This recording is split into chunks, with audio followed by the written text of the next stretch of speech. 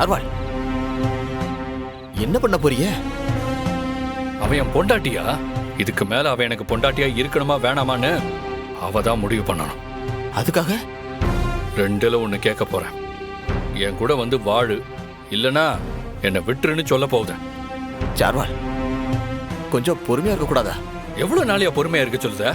Daily வந்து இங்க colour குடிச்சுக்கிட்டே எத்தனை வருஷத்துக்கு தான் இருக்கிறது? இதுக்கு ஒரு முடிவு வேணும்ல.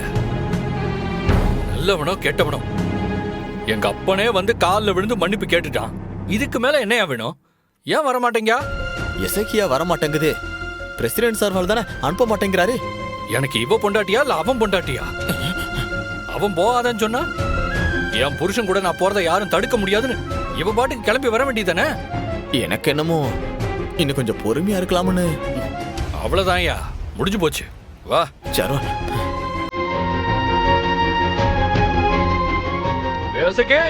வெளியே வாடி.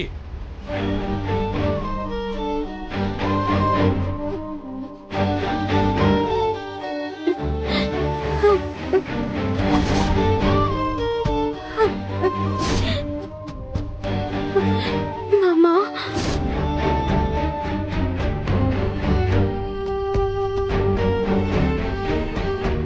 ஒப்படாது என்னாச்சு? அங்க இன்ஸ்பெக்டருக்கு என்ன வேற வேலையே கிடையாதா? காலையில நைட்டுன்னு மாறி மாறி வந்து நின்றுக்கிட்டு ஏதாச்சும் புலம்பிட்டே இருக்கான். கூப்பிட்டு வச்சு ஏதாச்சும் அட்வைஸ் பண்ணுங்கண்ணாச்சு. நான் உன் கூட பேச வரல, என் பொண்டாட்டியோட பேச வந்திருக்கேன். நானும் உங்ககிட்ட ஒன்றும் பேசலையே. ஒப்படாது என்னாச்சு கிட்ட தானே பேசுதேன். மருமவனே, அத உள்ள வந்து பேசலாம்ல. இவ என் பொண்டாட்டியா இல்லையானே தெரியலையே.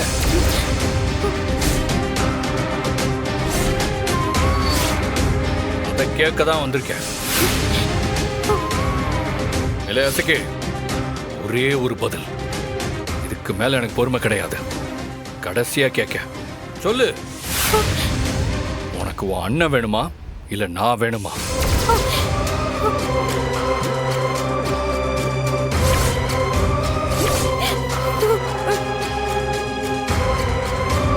சொல்லுல.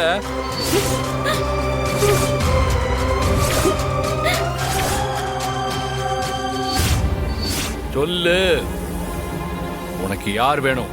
நானா உங்க அண்ணனா? நீங்க ரெண்டு பேருமே வேணும் மாமா. அரசி வாயமுடு. ரெண்டுல ஒன்னத்தான் நீ சொல்ல முடியும். அண்ணனா புருஷனா? டேய், இப்ப எதுக்கு இந்த நேரத்துல வந்து சத்தம் போட்டுட்டு இருக்க? யாரும் பேசக்கூடாது, இவ தான் பேசணும். ஏடி, நான் சொல்றது உனக்கு கேக்குதா இல்லையா? பதில் சொல்லு, உனக்கு யார் வேணும்? இல்லை, அதை நான் சொல்லுதேன். அவளுக்கு நீ தான் வேணும், அதுல அவ தெளிவா தான் இருக்கா. ஆனா நீ ஏன் இங்க வந்து வாழ மாட்டேன்னு அடம் பிடிக்க? அதை சொல்லு. சரி, நான் உன்கிட்ட பேச வரலன்னு சொல்லிட்டேன். இவ ஏன் பொண்டாட்டி, இவ கூட நான் பேசுதேன். இல்லை, உனக்கு அவ பொண்டாட்டி ஆகிறதுக்கு முன்னாடி என் தங்கச்சி அவ. டேய் சண்முகம், அவ உனக்கு தங்கச்சி தான். ஆனாலும் கல்யாணம் பண்ணி கொடுத்துட்டல்ல. உரிமை உள்ளவன் கேக்குறான், கடமை உள்ளவன் பதில் சொல்லுவான். உனக்கு என்னடா? கொஞ்சம் பேச விட அவள. இல்ல சம்மோ, இப்படி எல்லா விஷயத்துக்கும் எல்லாத்துக்காகவும் நீ ஒருத்தனே பேசிட்டு இருக்க கூடாதுல. இது எசகியோட வாழ்க்கை பிரச்சனை. அவன் முடிவு எடுக்கட்டும், அவளை கொஞ்சம் பேச விடு. எப்போ அவ எப்ப தனியா பேசினா? அவளுக்கு எது வேணாலும் என்கிட்ட கேட்டு கேட்டு தானே பேசுவா. இல்லை, இங்க பாரு, நீ இந்த வீட்டுல வந்து வாழ்றதுதான் ஒரே தீர்வு. இதுக்கு மேல இந்த முடிவுல எந்த மாற்றமும் கிடையாது.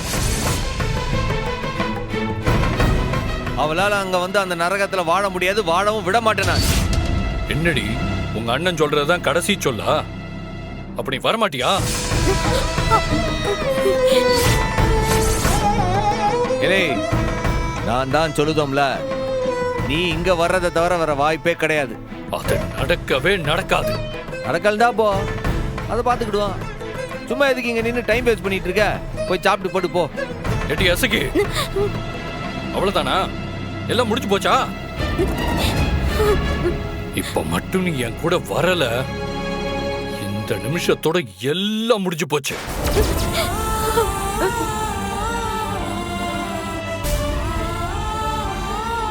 இனி எந்த ஜென்மத்திலையும் நீயும் நானும் வாழ முடியாது.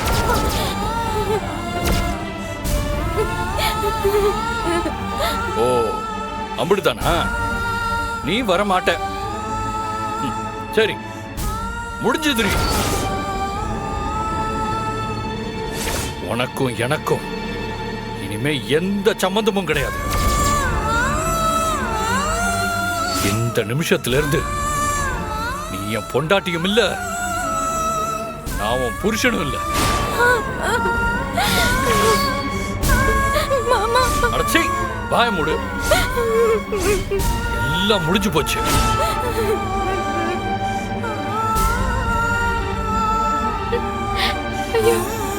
நான் லவ் பண்ணேன்டி, சத்தியமா உன்னை லவ் பண்ண. இனி உன் கூட வாழ்நாள் முழுக்க சந்தோஷமா வாழணும்னு நினைச்சுதான் நான் ட்ரைனிங்கே கிளம்பி போனேன். ஆனா நீ அம்புட்டி அடிச்சு நொறுக்கிட்டல. என்னை வேணாம்னு சொல்லிட்டேல, போதுண்டி. இனிமே நான் இங்க வரமாட்டேன். எனக்கு நீ வேண்டாம். இந்த நிமிஷத்துல இருந்து நான் உன்னைய மறந்துட்டேன்.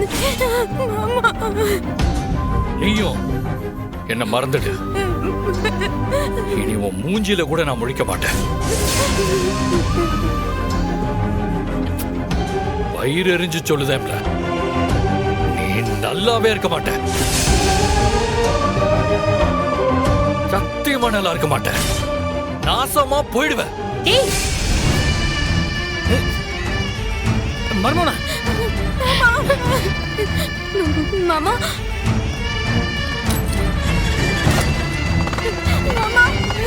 அக்கா, மாமா.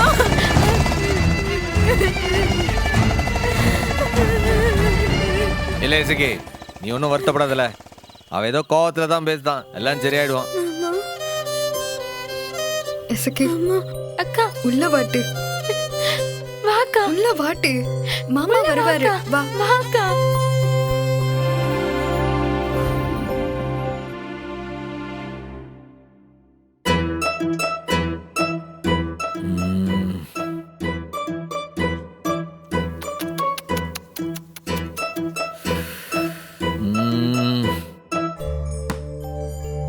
டேய், என்னடா பெரிய ப்ராப்ளம்ல. என்ன சொல்றான்? என்னத்த செய்ய? இப்ப உங்க அப்பா கிட்ட விட்ட சவால் அப்படியே இருக்கு. பத்தாவதுக்கு வீட்டுல இருக்கிறவங்களாம் வீட்டுக்கு ஒரு வாரிசு வேணும்னு அடம் பிடிக்கிறாவ. இல்ல, நான் எதுவும் சொல்லல. அவளாதான் உனக்கு எனக்கும் சாந்தி முகூர்த்தம் ஏற்பாடு பண்ணோம்னு ஒத்த கால நிக்குதாவ.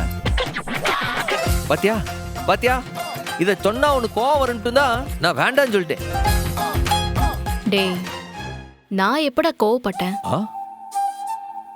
இல்லே, என்னது? இப்ப நான் இதை சொல்லும் போது உனக்கு கோவம் வரலையா? நீ இத பத்தி இன்னும் பேசலனா தான் நான் கோவப்படுவேன்.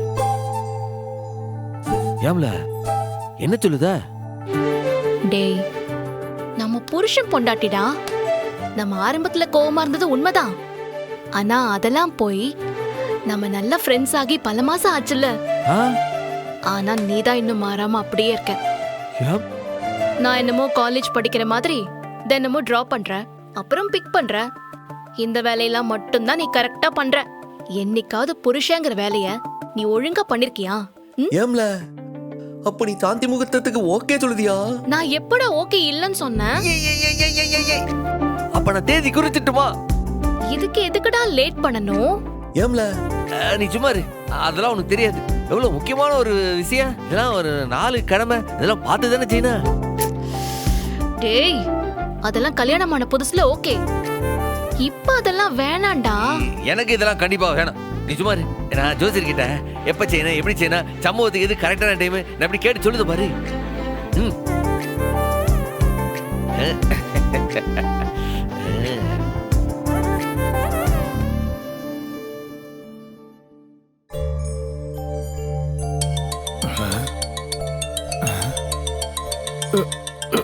ஓம் நமச்சிவாய, ஓம் முருகா.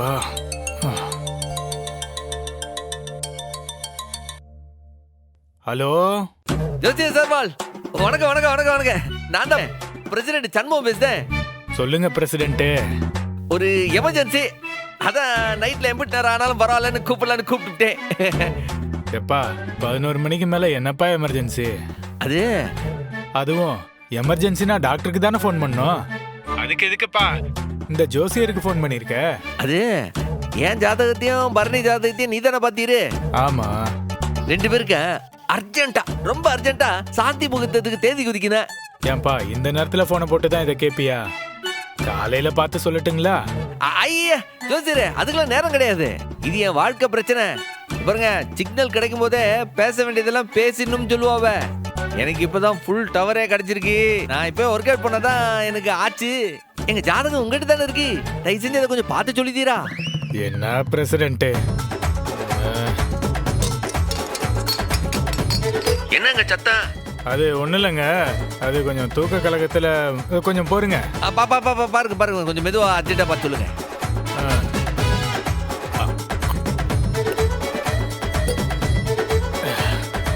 இருங்க, அதோ பார்த்து சொல்றேன். ஏய் ஸ்பீக்கர்ல போடு.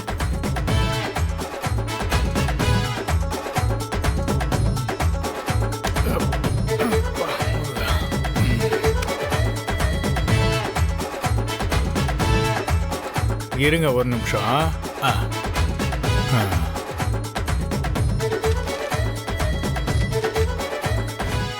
பிரசிடென்ட் வாழ், இது என்ன மாசம் நடக்குது? இதுவா தமிழ்ல கார்த்திகை. 5 ராகு 8 இது.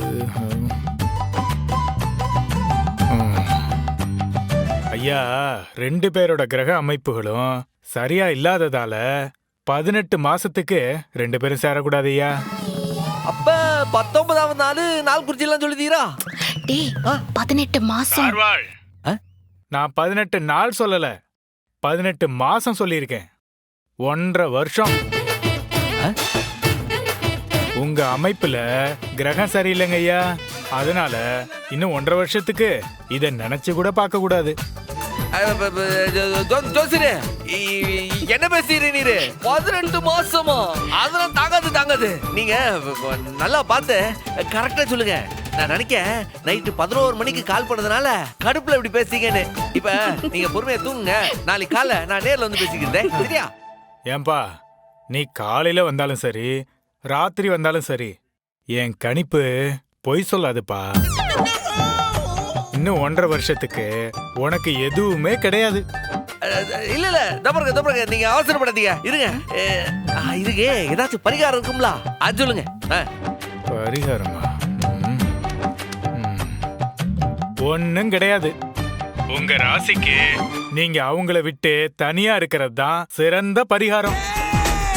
வச்சிடுறேங்க ஐயா. ஜோசியரே,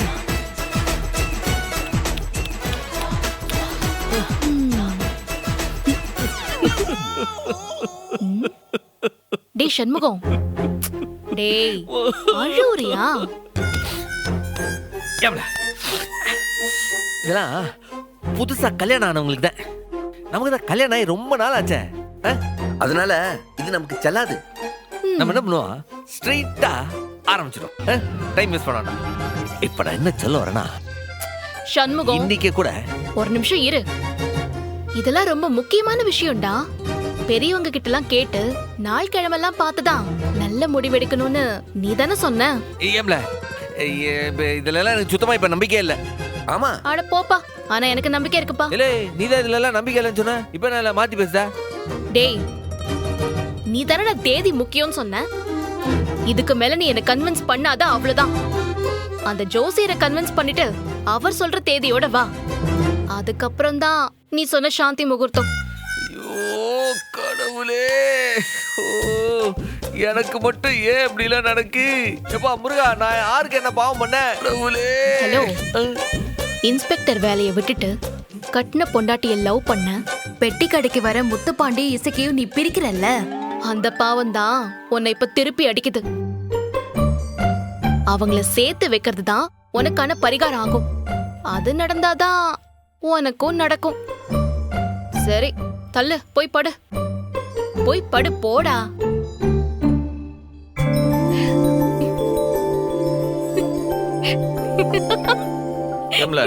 இப்படி எல்லாம் சிரிச்சு என்ன வெறுப்பேதாப்ல, கஷ்டமா இருக்கலாம். டேய், என்னடா கஷ்டம்? ஜோசியக்காரரு சரியாதானே அவன் சொல்லிருக்காரு. கிடக்குறான்ல சரியான ப்ராடு பையன். அவன் சொன்னது ஒண்ணுமே நடந்தது கிடையாது இந்த ஊர்ல. இந்த மாதிரிதான் சிவகாமி அக்கா புருஷனோட சந்தோஷமா வாழ்வேன்னு சொன்னா, பார்த்தா 10வது நாளே புருஷன் எங்க ஓடிப்பிட்டான். அந்த ராமசாமி தாத்தா 100 வருஷம் இருப்பாருன்னு ஆசீர்வாதம் பண்ணா. அவன் 74வது வயசுல பட்டுன்னு போயிட்டாரு. அவன் சொன்னது ஒண்ணுமே நடந்தது கிடையாதுல்ல. அவன் சொன்னதெல்லாம் நம்ம காதுல வாங்க வேண்டாம். நீ சொல்றதான் கரெக்ட். கல்யாணம் 8 நாள் ஆச்சு. எதுக்கு இதெல்லாம் பாத்துக்கிட்டு நம்ம சட்டுப்புட்டுன்னு நம்ம சண்முகம். அவரு 100 ஜோசிய சொன்னா அதுல ஏதோ 2 வேணா மிஸ் ஆயிருக்கலாம். ஆனா நம்ம விஷயத்துல கரெக்டா சொல்லிருக்காருடா. அவரை திட்டுறதுலாம் வேணாம். அதுவும் கரெக்டா 18 மாசம்னு சொன்னாரு பாரு. அதுதான் மாசு. ஐயோ 18 மாசம். நீ அந்த ஜோசிகாரனோட சேர்ந்துக்கிட்டு என்னையே கலாய்க்குதல விட்டா நீ என்னை வெறுப்பேத்திட்டே இருப்ப. நான் ஆள்லயே போய் படுத்துக்கிட்டேன். டேய் 18 மாசம் கழிச்சு அது நடக்கிறதுக்கு நீ வேணும்னா பக்கத்துல வீடு எடுத்து கூட தங்கிக்கலாம். எனக்கு ஒண்ணும் இல்லப்பா.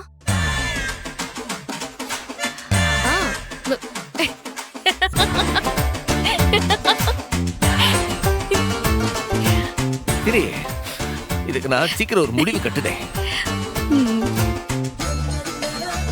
சிரிக்கல. அடப்பாவி எலே அம்புட்டு நடிப்பாளே. ஐயோ, நான் என்னமோ உனக்கு கிறுக்கு பிடிச்சிருச்சுன்னு நினைச்சேன்.